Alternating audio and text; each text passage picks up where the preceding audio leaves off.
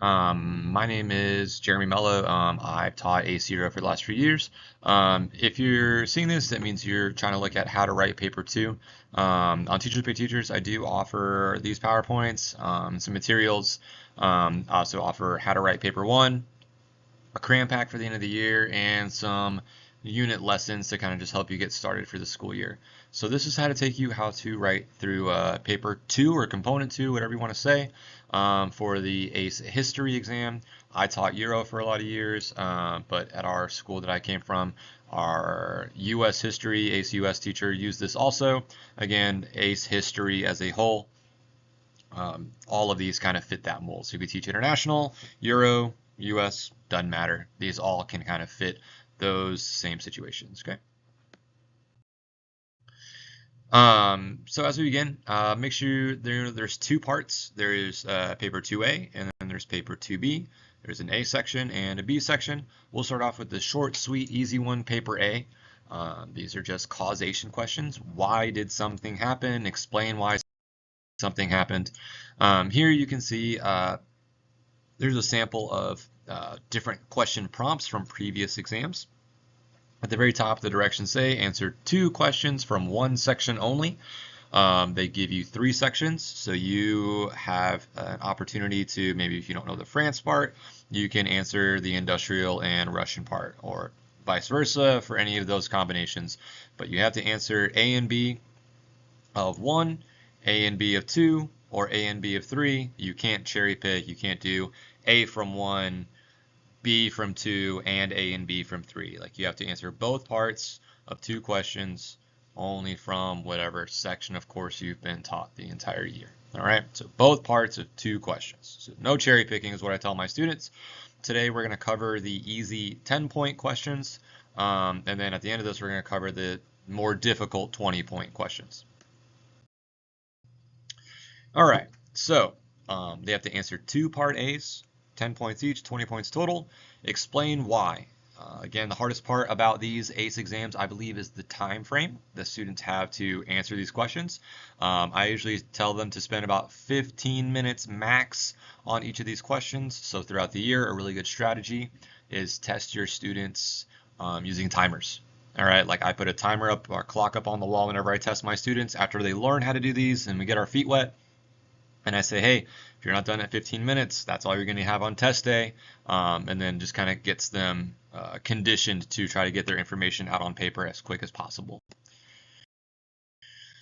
So for the rubric out of part A, there's only 4 levels. They need to make sure that what they have is a well-evaluated response. And again, evaluation means that they have a range of factors detailed, and then it is considered how significant, and what's the relationship between these causes, which one is the most important. And so with the paragraph structure I have set out in the template for how to write, we shoot for a level 4, so we have other levels to catch us if we fall short. So here's the format. 4 paragraphs. First paragraph, give me your most important reason why. Your second paragraph, give me your second most important reason why. Third paragraph, give me your third reason why. Fourth paragraph, why is your most important reason why something happened the overall most important reason. Okay, so if we jump you a oh, I can't jump that. Oh, just kidding. If you think about like explain why Napoleon, oh gosh, let's think here. I'm trying to come up on the top of my head. Explain why the Estates General was called. All right, why was the Estates General called? You have 3 reasons why. That first one, starting off strong, could and should be your most important reason. And then your conclusion paragraph. Why is your number 1 reason why the Estates General was called? This reason is more important, not more important, but has a bigger impact than the other 2. That's what you're saying in your 4th paragraph there. Be sure to create a balanced argument in your paper. So why is number 1 the most important, and why are causes 2 and 3 not as important? So again, you're kind of calculating everything together. You're giving me your evaluation, you're rating your score to kind of talk through everything. All right. And this is a easy strategy I use in my course to teach kids how to write. I say P because I think it's funny. I have P strategy, P charts. I have them typed up in my Teachers Pay Teachers store. You can print them off, hang them up in your classroom, reference them all year. Or if you want to, you can print these out, type one up on your own, hand it out to your students. But I say point, evidence, elaborate. This is the same structure for paper 1 with the sources. Evidence either is coming from your brain or the evidence is coming from a source, but you still have evidence because you know where it came from. And your elaborate is then answer the question for me. So like, for example, if we said, why was the Estates General called? One reason why is because of how the peasants are upset or how the third estate is upset, right? So give me evidence. Why are the peasants upset? Why is the third estate upset? Elaborate. So why is their being upset? Why did that cause the Estates General? And usually where this gets kids all messed up is they just kind of give me a word vomit of information. They never actually answer the question. I'm not asking you what was the Estates General. I'm asking students, why was it called? Oh, peasant or third estate, sorry. Third estate was upset about privilege benefits from the first and second estate.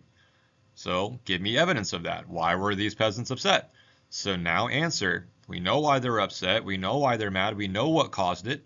So elaborate. Therefore, the Estates General was called as a meeting between the different estates to sort of come up with a plan to ease tensions amongst the three estates by doing blah, blah, blah, so on and so forth. Okay? So again, these are really good ways to kind of help kids stay on pace. I think it's funny. They think it's funny. I tell them to pee all over your papers. Again, you can give credit to Weave Rush History for that. Check out her YouTube channel. She has a lot of information about how to write. A lot of my information I built off of hers as of the foundation for my course. All right, some tips and tricks for paper part A. 15 minutes per question. All right. If there are a lot of different causes, group them up by an economic cause, right? One reason why the Estates General was caused due to economic issues. Give me some evidence of the economic issues. Well, the money divide, the people are set over food costs, and we have the bread marches, and blah, blah, blah. Okay? These are either you know it or you don't. So this is stuff like there's nothing on their sources. There's no information they get. They get a question. They either know the answer or they don't know the answer. So make sure you're quizzing your kids, giving them vocab work, giving them, pop quizzes. Make sure they know all this information. Tell them to write their planning in their answer book. So if they run out of time, then 15 minutes isn't a lot. If they run out of time, at least they see some of their planning there. And we don't need an introduction paragraph. I tell my students, this is not creative writing. It is history. I want to know what happened. I want to know the Carfax, right? Give me the facts, give me the information, put it on the paper, and get the heck out of there. All right, so again, here is some of the stuff that I do. I pull some old exam questions. I only ever test off of past exam questions. I never make up anything on my own. I figure I want kids to make it look as real to the real thing as possible. So any question, test, any assessment that I have to give the students, it legitimately comes from any past exam. As I give these out to students, what I tell them to do is I usually say, I usually teach them lesson 1, lesson 2, maybe, just kind of depending. So at least they have some content to use to discuss over to come up with points. So I don't teach them how to write until I finish lesson 1, maybe lesson 2, so I can use some of these practice prompts. I use chapter 1, France, chapter 2, industrial, to teach them how to do paper A, and industrial to teach them how to do paper B.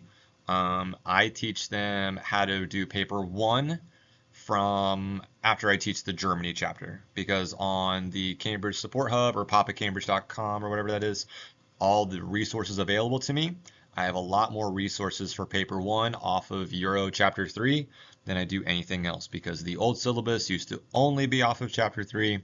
And so I use that as a lot of material to practice as a course. So you can use your own discretion there.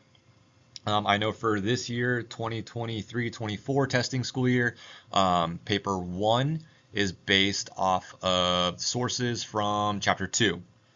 So it's up to you. If you want to try to teach them paper 1 off of chapter 2, that's fine. You're just not going to have a lot of source material available. There isn't much out there. Okay. All right, moving on.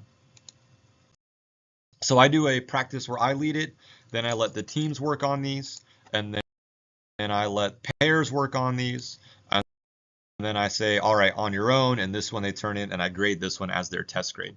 So it's good for you. You can walk them through in the guided practice one. You can let them work in collaborative groups for the team one, pairs for the pair one, and then on their own. So hopefully it's that gradual release system that we like as educators to build some confidence and some understanding for the structure as they know some of this material from the course. So that's basically how I do paper 2 part A. Paper 2 part B is the big boy. All right, again, they're going to do 2 of these also. These are just free response questions, and these ones are the doozy. All right, these are worth 20 points apiece. These either give you a quote or an opinion or a statement that you either need to support or challenge. Example, how far did Napoleon's domestic policies benefit the French people? Well, they either did benefit them or they did not benefit them. All right, so this is your argument, counter argument essay. 40 total points, that is huge, huge. All right, paper 1 by itself is 40 points. So this is a very, very insanely packed part of their exam. Again, this is like a free response, an FRQ if you're used to AP language. They'll get a prompt that says how much, how far, how accurate, to what extent did something happen. So again, like they're giving you opinion, how far did Napoleon's domestic policies, I think it said help the French people? Either it did help or it didn't help. So this is a support and challenge essay. So you need to have picking your side. You need to give me 3 reasons why it does with a counter argument, or 3 reasons why it doesn't with a counter argument. I always tell the students, find something that's easier to do. It doesn't have to be your heart's desire. Try to get your points, try to pass this course, and then again, get the heck out of there. So example for a sample prompt.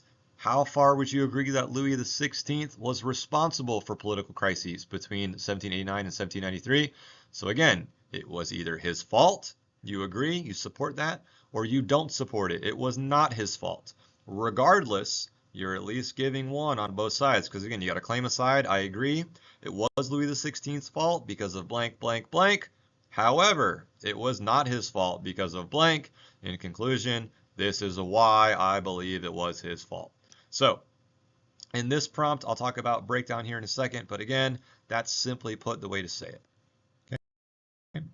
Rubric, this one's out of a level 5 out of 20 whole points. Again, you have to give a sustained judgment. So if I say I agree it was Louis XVI's fault, everything in my essay is sustained, so it carries through, it holds, right? Sustained, carry on like a sustained pedal on a piano, right? It carries on throughout the entire part of the paper.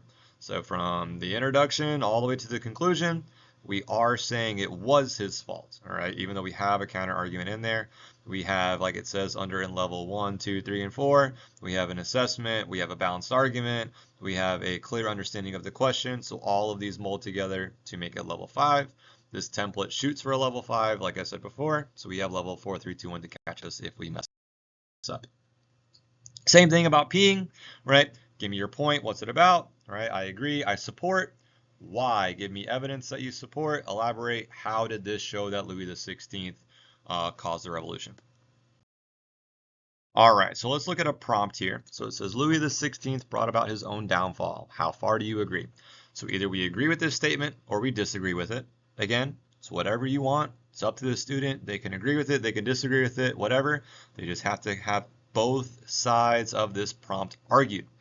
So here's the format for what I use for my course. This one is a 7-paragraph essay, thesis, some historical context, just kind of like a set the stage. What's the AP phrase? Change over time, right? Continuity change over time, like what's happened across chapter 1. What do you know? What led us up to this point of his downfall? A couple sentences for that. 3 reasons why you either support or challenge, whichever side you picked, your counter argument, and then your conclusion. This is why I believe he did or didn't, or whatever you picked on your thing. So for your thesis, I have a weird little formula here. It could be argued X, however, Y due to ABC. If that works for you, great. If it doesn't, you can kind of come up with your own. But I teach this to my students as a roadmap for their essay. So you, the reader, the grader, the student, they have like their plan as their introductory paragraph. So I say it could be argued that X, and you can see right down here, X stands for their counter argument, right? So if I say yes, I agree, all right, I'm going to put a little check mark right there. Yes, I agree. He did bring about his own downfall. My whole essay is going to be like saying, yes, he did. It can be argued that X. So I'm starting out with my counter argument statement. Some people don't like that. Some people want to flip that around. You could say, it can be argued that yes, he did bring about his own downfall because of A, B, and C. However, it could be argued that he didn't because of the demands of the people, right? It could be something else different from whatever. Again, this is where you have some creativity as the teacher to decide how you want it. I like a thesis for this essay because it's not short and sweet, 3 reasons why, and get out of there. This one needs to have some sort of flow and thematic because of, argument, counter argument. This is what I like to do, right? It could be argued that Louis XVI did not bring about his own downfall. However, he did bring about his own downfall because of his spending, his treatment of finance ministers, and his treatment of the National Assembly, right? You could use those as your 3 reasons why. Sometimes the students don't like starting with a counter argument if that's not their main vibe for the paper. Again, you use your own discretion as the teacher, figure out what works best for you and your kids. After that, I have a historical context paragraph, set the stage. I tell the kids, you learned a lot in this quarter about France. Tell me what happened. Why are we revolting? Why is there a States General? Why is the king mad? Why are people upset at the king? Why are we here? Pardon the interruption. Sorry about that. I'm on my planning period. 3 body paragraphs. All right. So after you set the stage, then tell me your 3 reasons why you agree he brought about his own downfall. So we're going to P 3 times. Then give me your counter argument. However, it could be argued that he didn't bring about his own downfall because of blah, blah, blah. Give me a nice, good P paragraph there. And in conclusion, give me your information, right? Give me your, this is why I believe what I believe statement, right? I give a little pre-prompt down there, which again, you can see on the Teachers Pay Teachers site for if you want to purchase this PowerPoint. The argument stating X is invalid because blank, right? My counter argument is wrong. He didn't bring about his own downfall because he kept changing and hiring and firing finance ministers. He never fixed the money stuff. He kept spending lavishly, and so on and so forth, right? Therefore, I believe he did bring about his own downfall. You just want to hammer that point home to get that sustained judgment point we talked about in the rubric. Okay. All right. So that's basically all I have. A lot more of these prompts go through to evaluate and explain some more prompts. Again, do a gradual release system. I got some more tips and tricks in there. Again, record your kids' time. That's pretty important. I usually tell the students they have 30 minutes for these. All right, 30 minutes for a B paragraph. If you like this, please leave me a review on my Teachers Pay Teachers website. All this is available to download and stuff like that too. Please leave reviews. That helps me out, get this out to information to more teachers that might be using it. Again, ACE is starting to become more prevalent in the United States, especially over here in Florida where I am. So we want people to have a good job teaching their kids and have some confidence as they bring this new material to these students under this new guise of this platform. So thank you so much. I appreciate it. You guys have a great job and have a great school year.